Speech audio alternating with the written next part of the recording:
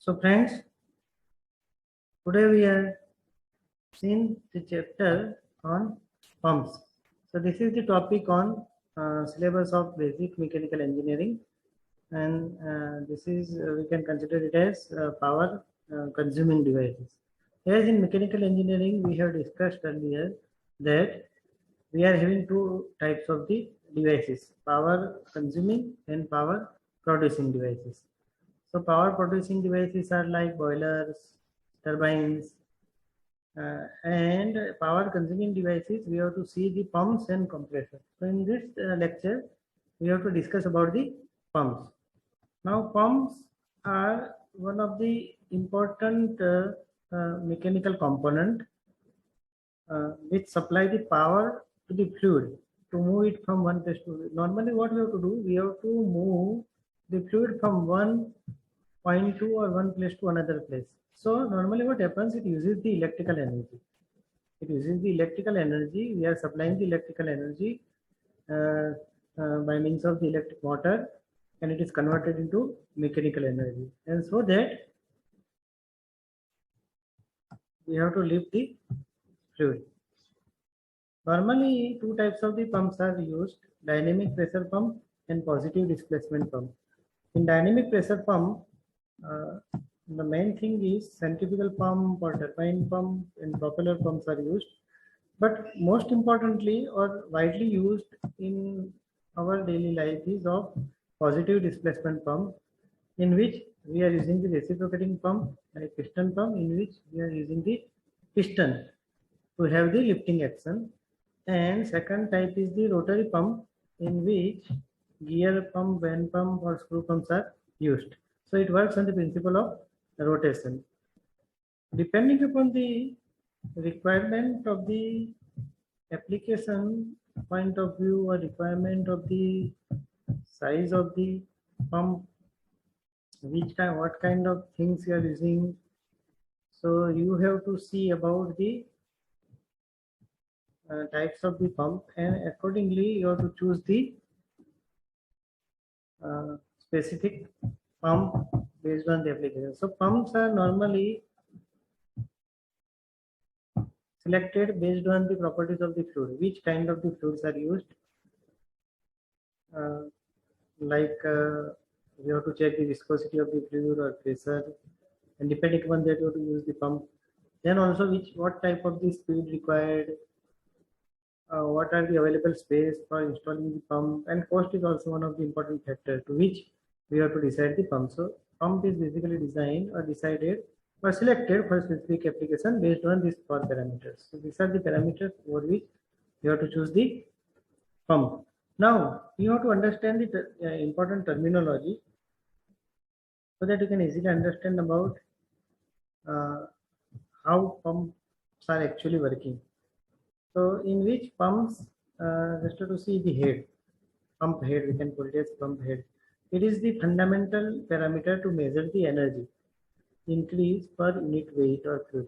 So energy, how we can decide the energy, so that depending upon the weight of the liquid lifted is normally considered as head, or we can call it as difference between the total discharge head and total suction head. So suppose what you have to do, discharge head is, say for example here, this is the uh, floor, ground floor for example, basement, or which fluid is to be stored, water is to be stored, and you have to raise this water to, say, this water tank is there for example, say here, first floor. Then here we are installing the pump, water is to be lifted, electrical energy is to be converted into mechanical energy, and it is to be lifted and going to the overhead tank.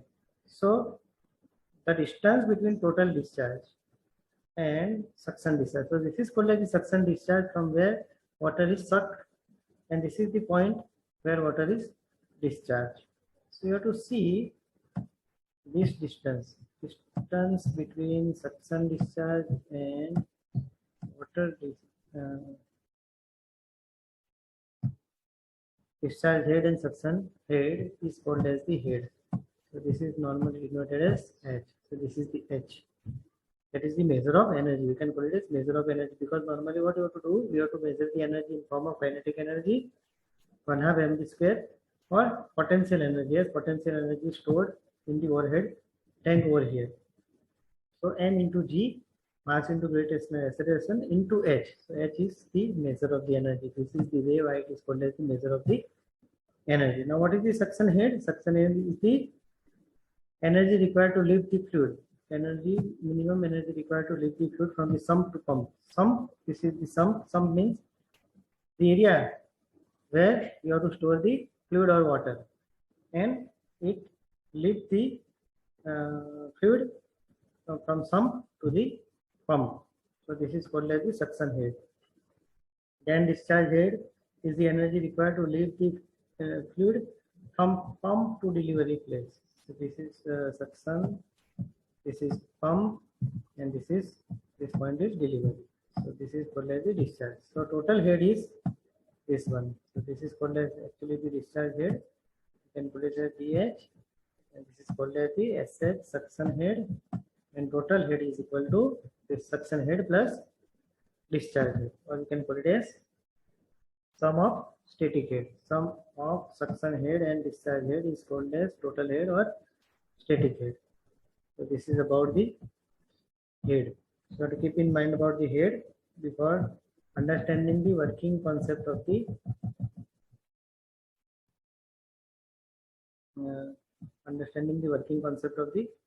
pump. Now here you have to see velocity head is also there. It is the kinetic energy carried out by the fluid. Kinetic energy carried out by the fluid is equal to 1/2 m, and is the mass into v square. V is the velocity over which fluid is passed in the pipe from pump to delivery head. The rate of flow is the total volume entered per unit time at the suction line. Total volume entered per unit time. Per unit time may be per second, per minute, per hour, depending upon the requirement of the configuration. You can select the parameter. So this is about the rate of flow. Then manometric head. Manometric head is the total head required to be developed by the fluid. So total head required to be developed by the fluid. Manometric head is the static head, is suction head plus discharge head plus kinetic head plus some friction losses are there, because whenever you are supplying the fluid, there is always a friction between the pipe and fluid itself. If viscosity of the fluid is high, then definitely frictions are more. In that cases, friction losses are more. So manometric head is the total energy required, i.e. suction head. Discharge head means head is denoting as energy, as I have seen, we have discussed in the previous parameter. Then kinetic head you have to add it, and friction loss you have to add it. So this is about the manometric head. That is one of the most important parameter, because it is added kinetic head and friction losses are already added in that particular. Then you have to see the displacement. So displacement is the theoretical volume per revolution of the pump. Per revolution of the pump, theoretical volume. What kind of fluids are transferred by the displacement pump per revolution of the pump? Per revolution means, you can see this figure, one rotation of the pump. So this is the one rotation of the pump. Okay, so here you can see the discharge head is also there, suction head is also there, and this is the manometric head, means HM is the manometric head, and suction head and discharge head is called as the static head. So this sum of HD plus HS is static head, and this is the VD square by 2G, 1/2 mv square, where we are considering m as unit. So kinetic head, and friction losses may be there somehow. So this is the free surface, and this is the sump where fluids or waters are normally stored and is to be lifted to the overhead tank. So this is about the concept or terminology of about the pump and different heads. Now we have lots of types of these pumps are available. uh, out of which we have to see each and every one in nutshell in very simple things I will try to explain you. First of all, one important pumps are centrifugal pump. Centrifugal pump is a simple mechanical element. Yeah, very simple mechanical element is there. This one is which is used to raise the high level by kinetic energy. So the principle over which centrifugal pump is working is kinetic energy. In which normally what happens, rotary machine is there. That rotary element is called as impeller. Here impeller is there. You can see the impeller in the figure also. So that rotary element is normally called as impeller, and how kinetic energy is used and how pumps are fluids are lifted just to see. Very simple phenomena is there in which kinetic energy of the fluid through centrifugal action is normally lifted. So what happens here just to see. The impeller is rotary motion. So because of the centrifugal action, the inlet fluid is to be entered over here, and just to see. Kinetic energy is to be converted into pressure energy. Kinetic energy is to be because high velocity fluid is to be sucked and it is to be converted into pressure energy and supplied to the delivery line. So you can see this with the clear example of the pump figure. And normally it is fitted at the end of the suction pipe. Normally it is fitted at the end of the suction pipe. And also just to see here also non-return valves are used so that fluid cannot back to the sump. So here you have to see the area of this fluid and this duct over which your fluid is passed is gradually decreasing. This is highest, gradually decreasing and becomes lower. Now whenever area is decreasing, pressure is equal to what? Pressure is equal to force upon unit area. And if area is decreasing, pressure is increasing. Area is decreasing, pressure is increasing. So that kinetic energy is to be converted into pressure energy. So with the pressure is increased, automatically fluid is transferred from one place to another place. So that is the simple fundamental of centrifugal action is to be used by means of this impeller. That impeller will provide the centrifugal action, and because of the reduction of the area, pressure is increased and it is supplied. So very simple concept is there here in this centrifugal pump. Now here you have to see some more terminology. Centrifugal pump. Normally centrifugal pumps are of two types: single stage and multi-stage. And as per the syllabus, it is also one of the most important thing to understand about the priming. So how the casing is one of the most important thing in centrifugal pump, in which impeller is surrounded. So if there are volute type casing is there, vortex casing is there, diffuser type casing is also there. So depending upon the position of the impeller and surrounded inside the casing, it is to be classified as in three ways. One of the most important terms in centrifugal pump is, and it is also important and necessary, is the process of priming. Priming is the process. So this is about the priming. Priming is the process to ensure the impeller of centrifugal pump will get fully submerged in the liquid. Impeller of the centrifugal pump should be fully submerged in the liquid. Otherwise, it is very difficult for pump to take the load, take the liquid, and there is a chances of air trap inside. And because of the air trap, there is a discontinuity in taking the fluid, and pump may not start. So that is the required thing in specifically in centrifugal pump. And this process is required during the starting of the pump. Normally, if you have observed, such kind of pumps are used in domestic way, and also sometimes we have filled the pump or foot valve, we can put it as foot valve, manually by water, and then switch on. Normally we are switching on the submersible pump.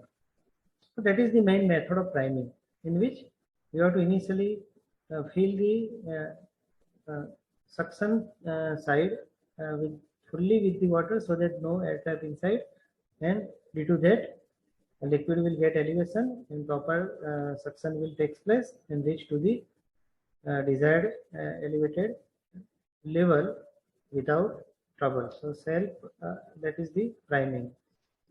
Sometimes it may be manually. Nowadays self priming is also available. Self priming concept will overcome the problem of air trapping by mixing the air with the water to create the fluid suitable for pumping properties.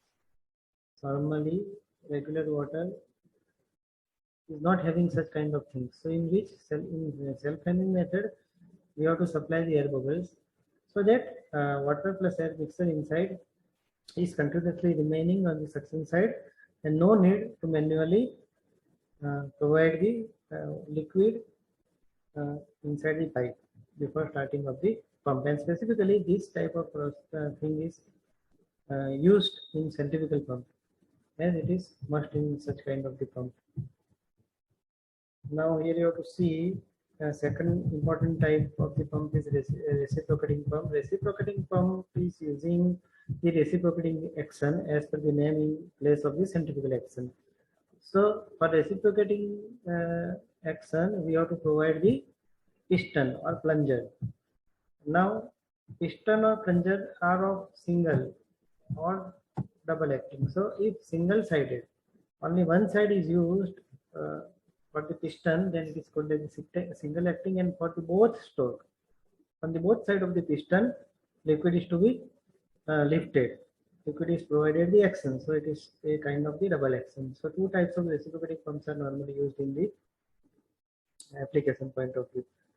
So normally what happens, it consists of simple piston cylinder arrangement, as from the name we have told you, in which two spring-loaded valves are used. Two spring-loaded valves are used to control the flow. Suction valve allows the fluid to enter into the cylinder. Suction valve is used, and it is controlled by the spring.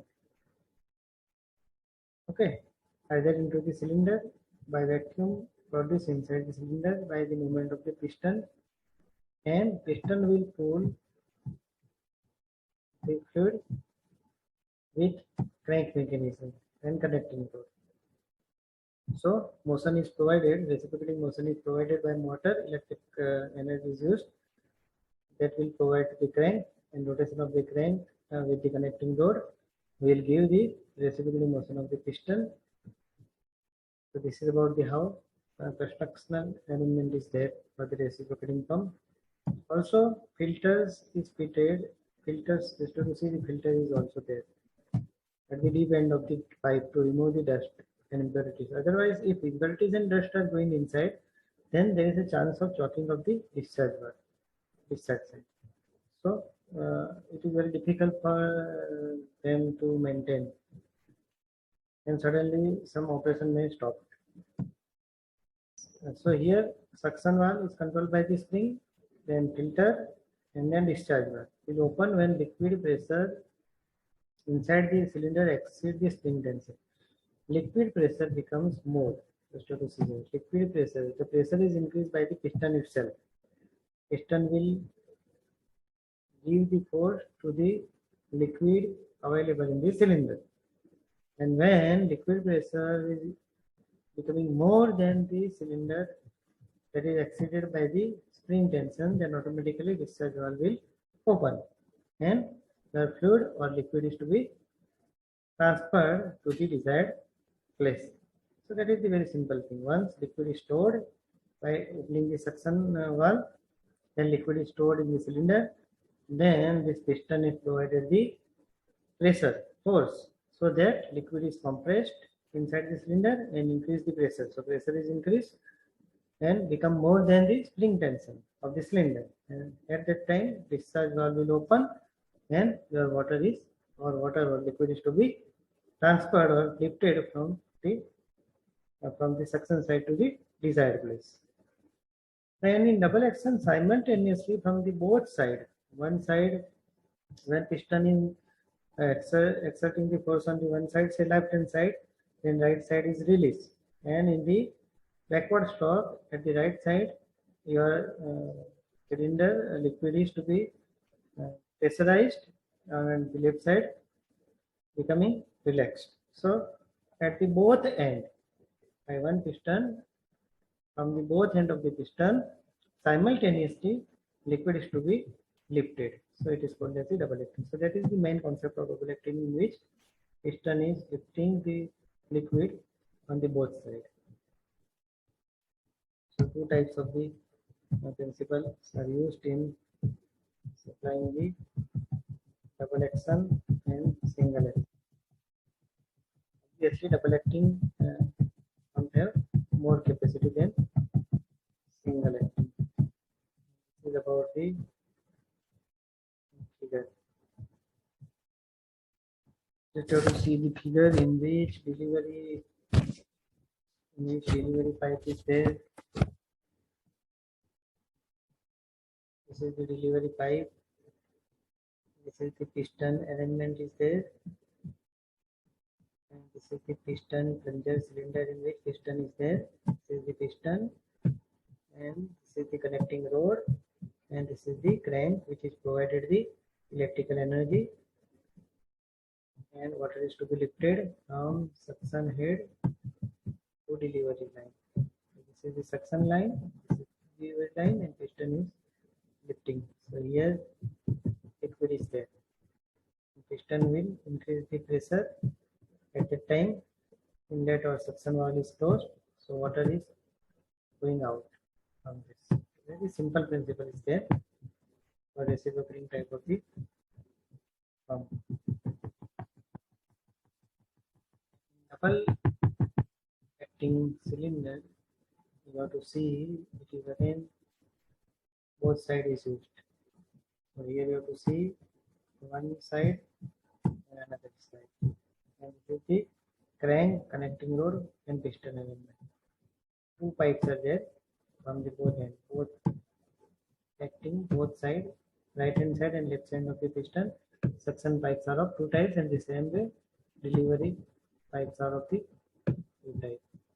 So when liquid is to be delivered from this line, when piston is moving to this left hand side, pressure is increased. At the time suction valve is closed and your liquid is raised from this pipe. At the time this side is relaxed. Now when piston is moving this side is relaxed, but liquid available in this side of the cylinder will be pressurized. At the time suction valve 2 is closed and liquid is to be lifted from this pipe, and ultimately both the pipe is common, and this is the discharge we are getting continuously simultaneously from the two pipes in the single way. So this is the double acting reciprocating pump. Now bucket pump is there. Bucket pump is also important. Pump used to lift the liquid from one place to another place, in which normally three components are used. In bucket pump, works on the principle of single acting reciprocating pump. It is similar to single acting reciprocating pump, but instead of, just have to see, we have used the open cylinder. In open cylinder, piston is there, and non-bucket type non-return valve is there. That is the important parameter, in which bucket type non-return valve is there, so that whatever the liquid is to be lifted is not returned back to the sump. So it is called as the, as it is a bucket type valve is there, so from that name it is called as the bucket pump. What happens actually in these things, you have to see. During the suction stroke, water enters into the cylinder, and at the same time the liquid above the bucket is passed through the delivery valve. During discharge stroke, piston moves down and water inside the cylinder moves to the upper side of the piston with the addition of the new water. The same process is continuously repeated, and continuous flow of the water is to be achieved from inlet to outlet by means of simple bucket.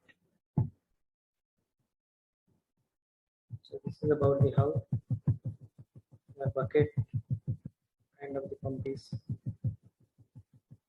used. Simple thing is there. Figure is shown here. In which just to see suction pipe is there, and this is the cylinder. This is the cylinder, and this is the bucket. Bucket is also called as the equivalent to piston in the reciprocating pump. And by means of this bucket is a kind of the piston, simple, but in form of bucket. So it is nothing new. Bucket pump is, you can simply call it a single acting reciprocating pump, in which instead of piston we are using the bucket, and instead of non-return valve, bucket valve is there, and continuous flow of the discharge is available at the delivery pipe. So this is about the bucket pump. It is not so important. Normally single acting or double acting reciprocating pumps are widely used in the industry for the specific operations. Air chamber is also one of the important thing used normally in reciprocating pump to maintain the continuous supply of the liquid with constant rate. Now what happens, sometimes it is very difficult to maintain the continuous flow of the supply, and that is one of the prime important requirement. So for that, air chamber is introduced here.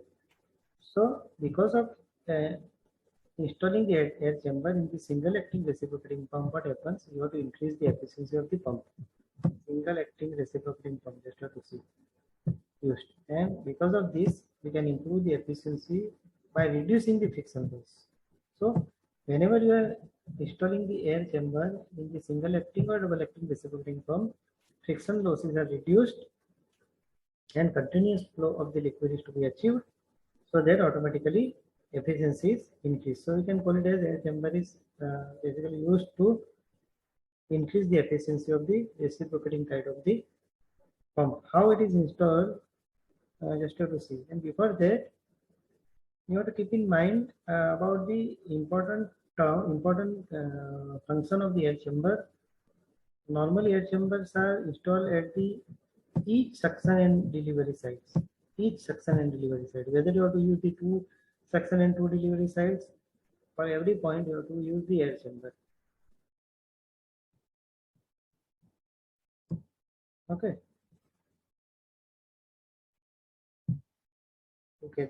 So here you have to keep in mind about the cavitation process. Cavitation is the formulation of the bubbles or cavities inside the liquid at low pressure around an impeller. Around an impeller, normally what happens, at the low pressure bubbles are generated, and because of the bubbles, air bubbles, there is a chances of contamination, because in air oxygens are there, and because of the oxygen, what happens, the impeller or say, your plunger is of material having the metal, and oxidation process takes place, and that will damage the impeller or pump. So cavitation is very hazardous process, and we are trying to remove the cavitation in the pump. Otherwise, there is a chances of contamination or corrosion of the inside or any particular member of the pump. Because uh, main thing or main reason of cavitation is that you have to keep in mind is formation of bubbles, and bubble contain air in the liquid, and that will introduce the oxidation process.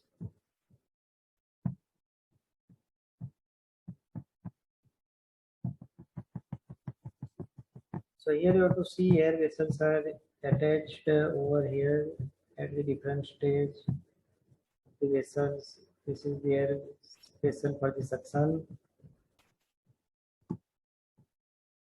and this is the air vessel at the delivery side. And simple single acting reciprocating pump is used. Only thing is air vessel. Now air vessel is to increase the efficiency of this reciprocating pump. Also, it reduces the cavitation, because chances of bubbles are reducing, so that pressure is to be maintained running through the air vessel. That is one of the important things used in the reciprocating kind of the pump. Now we have already discussed about the another type of the pump, that is a rotary pump. So first one is the centrifugal pump. Second one is the reciprocating pump. Reciprocating pumps are of two types, single acting and double acting, and then we have rotary pump. Rotary pumps are very simple again, depending upon the rotating. It uses the rotating element to lift the liquid from one side to another side by means of the gear. It is called as gear pump. By means of the lobe, it is called lobe pump. By means of the screw, it is called the screw pump, and by means of the vane, it is called vane pump. So I will explain you with the figure about how gears or lobes or screws or vanes are used to transfer the fluid or liquid from one side to another side. You can see here, in all four types of the pump, liquid enters through a gap by the rotating element. Liquid enters between the rotating element and pump wall at low pressure, and then liquid is squeezed. During the rotation, liquid is squeezed and supplied with little pressure to the next slide. So here you have to see liquid is entered at low pressure from suction side. This is inlet, and gear teeth unmesh is there. So there is a space. There is a gap between this, and liquid is then transferred between these two spaces. Normally enters at low temperature, and by rotation it increases its pressure and outlet at little high pressure. Very simple thing is there. Inlet is transferred through gear pump gears, so it is called as the gear pump, and both the gears are having the rotation like this. So you have to see the direction of the rotation of the gear pump, and exit the gear mesh portion. And because of the gear rotation, volume is decreased. Very simple fundamental is used to transfer the liquid from one side to another side. The main application of the gear pump is that you have to see here, low pressure application up to 10 bar. This type of pumps are normally not used to have the high pressure, but some low pressure applications are there. For example, say heavy duty machine drive, where normally lubrication is used. So lubrication is to be supplied. Lubrication means you have to supply the oil for the purpose of lubricating the machine at little high pressure, so that your oil can reach to each and every part of the machine, specifically in high duty machine tools, big machine tools. At that time, gear pumps are used. So at that time, reciprocating pump or rotary pumps are not suitable.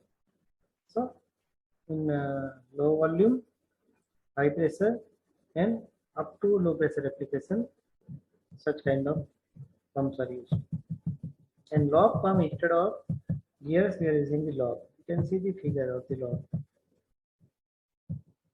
This is called as the lobe, and inlet is here, and between the gap it is passed to outlet from one side to another side.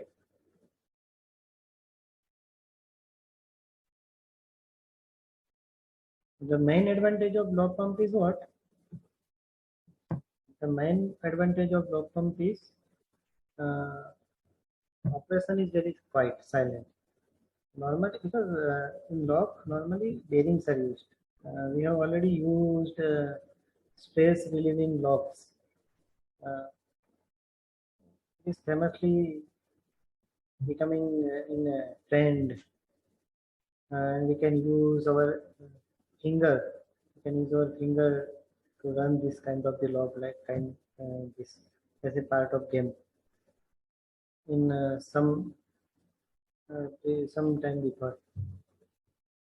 So very silent. Uh, Gear pump is very noisy because gear teeth are continuously in contact with each other and continuously in rotation. So there is a chances of striking from one teeth to another teeth during the meshing. So very high noise is there and more chances of gears are there. To avoid this problem, normally lock pumps are used. so that your action becomes very quiet. So this is the main application of the lock pump. Also, we are using the screw pump. You can see instead of lock, we are using the screw. In some specific applications, two screws of opposite threads are connected together from the driving side. This is the driving shaft over which one screw is attached, and this is the driven shaft over which the second screw is attached. And here you can see the inlet is there. Inlet. This is entered between the space of the screw and then out from this, passing through the space to the outlet valve. So it is axially during the rotation. Axial direction is there during the rotation, and very simple construction is used. So that configuration is also very simple. And instead of gear knob or screw, if you are using the vanes, multi vanes are there here. You can see in figure, then all vanes are there. These are the vanes. It works on the principle of impeller because eccentricity is little bit different from the inner case to the this case. Just have to see the change in eccentricity, so that we are achieving area distribution, change of area distribution, and because of that we can achieve some high pressure at the discharge side, delivery side, and fluid enters from the suction side and then pass through the vane to the discharge or delivery side. So this is the increasing volume side, and we can call it as decreasing volume side.